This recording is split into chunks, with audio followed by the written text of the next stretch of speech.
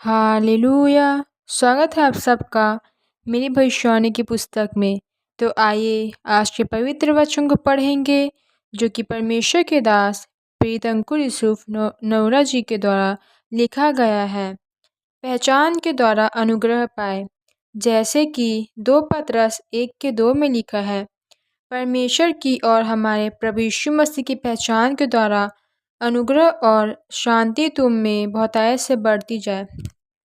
परमेश्वर के दास कहते हैं, मेरे प्रियो, बाइबल में लिखा है कि जब पतरस बूढ़ा हो चुका था तो उसने कलीसिया से कहा कि हमारे प्रभु यीशु मसीह की पहचान के द्वारा अनुग्रह और शांति तुम में बहुतायत से बढ़ती जाए।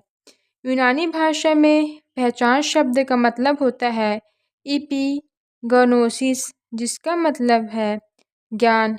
एक होता है साधारण ज्ञान, जिसको यूनानी भाषा में इग्नोसिस कहते हैं, जैसे आज के लोग करते हैं कि किसी ने उनको प्रभु यीशु मसीह के बारे में बताया और उन्होंने जान लिया कि प्रभु यीशु मसीह हमारा उद्धार करता है, लेकिन प्रभु यीशु मसीह को जानने के बाद उसके वचनों की पहचान में बढ़ना, उसको बोलते हैं इपिगिनोसिस। बाइबल में लिखा है कि जब परमेश्वर ने शमूएल के द्वारा दाऊद को राजा होने के लिए अभिषेक किया था, तो उस वक्त दाऊद की उम्र 16-17 साल की थी। लेकिन जब दाऊद यहूदा का राजा बना तो उस समय उसकी उम्र 30 साल की थी। और जैसे जैसे वह पहचान में बढ़ता गया, परमेश्वर का अनुग्रह उसके ऊपर बढ़ता गया और वह 7.5 साल के बाद पूरे इस्राएल के ऊपर राज्य करने लगा। आज कुछ लोग बाइबल पढ़ते तो हैं, लेकिन परमेश्वर के दिल को और उसे गहरे भेदों को नहीं समझ पाते, क्योंकि उन्होंने अभी तक परमेश्वर को गहराई से नहीं पहचाना है। इसलिए परमेश्वर का अनुग्रह उनके ऊपर नहीं होता। यूनानी भाषा में वेल परस्यू का मतलब होता है किसी चीज़ को अच्छी तरह से जांचना और समझना।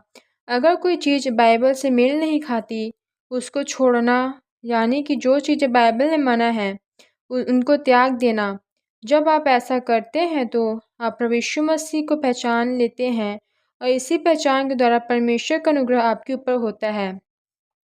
जब आप बाइबल में दानियेल के बारे में पढ़ते हैं तो बाइबल में लिखा है कि दानियेल दिन में दिन भर परमेश्वर की उपस्थिति में जाता था, क्योंकि उसको पहले से ही परमेश्वर की उपस्थिति में रहने की आदत थी। उसकी इसी आदत की वजह से वह दिन प्रतिदिन परमेश्वर की पहचान में बढ़ता गया। और एक दिन ऐसा आया जब परमेश्वर ने उसको राजा के सपने का अर्थ बताया।